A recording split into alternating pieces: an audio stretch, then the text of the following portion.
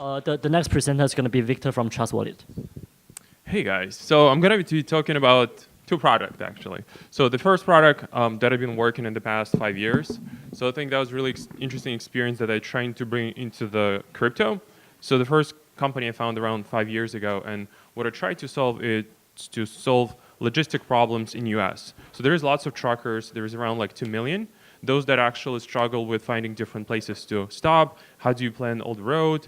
And so there's lots of problems, and nobody actually worked in that space for 20 years. So when I finally got into that space with my friend because he told me about the issues, I realized that there's lots of people who don't have much knowledge and they don't have any assistants or advisors who can actually help them to guide. So at that point, I realized that I wanted to build a simple app that will help them to find spots to park, plan the road for the next 14 hours, because in the US there is lots of legality about like how many hours you can drive with your truck. So that's something that I'm trying to bring now in crypto, because we have lots of users who don't have any knowledge about crypto and they're just trying to like get started, and there's not many tools or neither people who can help them. So that's I'm trying to do. I'm trying to be on the both sides, try to help as a community, plus to actually code. So I'm working on iOS part.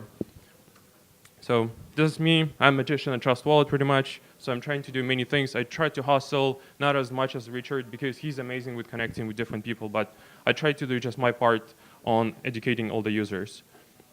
So one thing I think is really important to the users when they use products, not protocols, is that you don't give them options to decide on what actions you can do.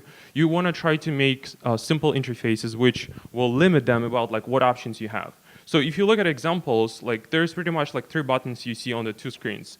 So you always have either the option to create or to import, right? So if you do import, then you have all the options like mnemonic, private key, key store, and then even address. So once you do create a wallet, it's really important to actually back it up. So some people could skip it. We used to have a button to skip, but then we realized that people actually tend to press on that button and never back it up. So now we force users to back it up and make sure they do it. And there's no way to move forward until you do it. So that's really important. So Trust is basically a wallet for ERC20, so in 21, and that browser. So this is like the basic features we have that's pretty much needed at the moment to the crypto users on mobile. So like the more features will come up, the more we'll implement later. So another thing I realized recently is you want to focus on interfaces that are really similar to the current infrastructure. Right, so everyone used Telegram. Why is Telegram, WeChat so popular? Because they use the same interface and the same patterns on both Android and iOS. So you try to replicate the same idea so it looks really familiar to them. So they don't see like, oh, this is Snapchat, how do I use it? So that's what we try to push as well, as though we like design interfaces when, if you go to settings, we try to replicate the same color scheme, the same design, and like the patterns. So now they feel like, oh, I'm pretty much in Telegram. But same thing comes with like seeing the different tokens, right? So we tried the same style that you see in Telegram, and the user will think, oh, this is the cells you see, and this is the image and some information about it. So that's kind of really important to like replicate designs that we already have, and it's been polished by many companies who spend millions on doing research on this. Oh yeah, so I want to talk about like the numbers that we have currently on the mobile app. So I started working on this product around 7.5 months, and then I switched doing full-time. So it's currently 2 of us. I'm doing iOS and my friend doing Android. Plus we have open source contributors who just like come in once in a while and just commit different code. So I'm just like looking at the numbers, and last month when I checked, I saw that distribution of iOS and Android was 30% Android and 70% iOS. And I went to check yesterday and I realized that we actually see more growth in Android. And this is a good sign into crypto. Like the more people we have from Android, that means that people, so if you think about it, right? So the people who own iOS, they're usually middle class or higher class of people. So that means once we cross Android over iOS, that means we have more lower class people. I don't know, that statistic pretty much. And so we currently have around like 11,000 active users. And I think if you look at the numbers, in the next 6 months, like all the people will be on mobile, and it's going to take over all the users on MetaMask, unfortunately, because like there's going to be so many mobile products. But at the same time, like we try to focus just on mobile because there is tools like MetaMask, and we try to delegate the job for them to build tools that's amazingly on desktop. So that's really important. Like, just try to focus on one problem and try to execute well, and not to think about like, oh, let's do desktop, let's allow all the capabilities and all that. So just make it simple at first, and then you can iterate and improve it.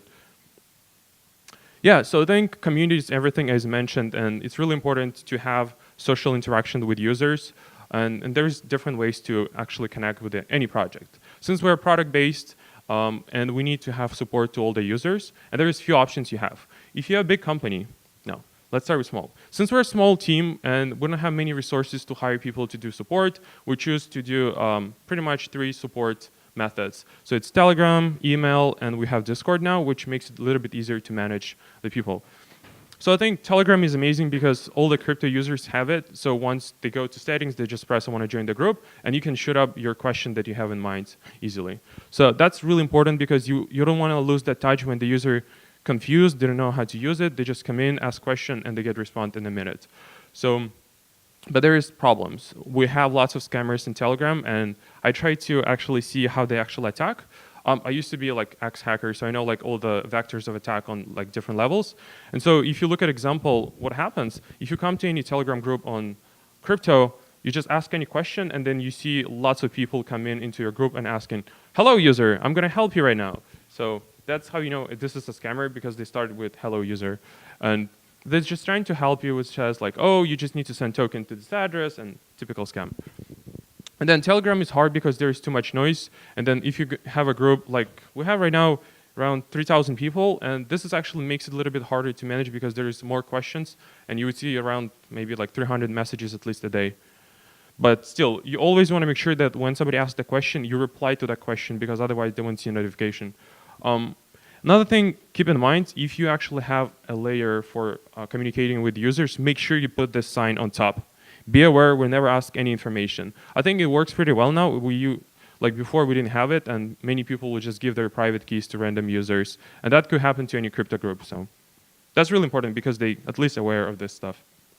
Yeah, so email is good because you can actually keep the privacy. So but at the same time, you need to have full-time person working on this. So if you have enough resources, just do that. Makes it secure, but a little bit less efficient. Lots of people actually don't expect a response from the email. That's the perception, at least. So that's why like ways to integrate with them via Telegram much easier sometimes.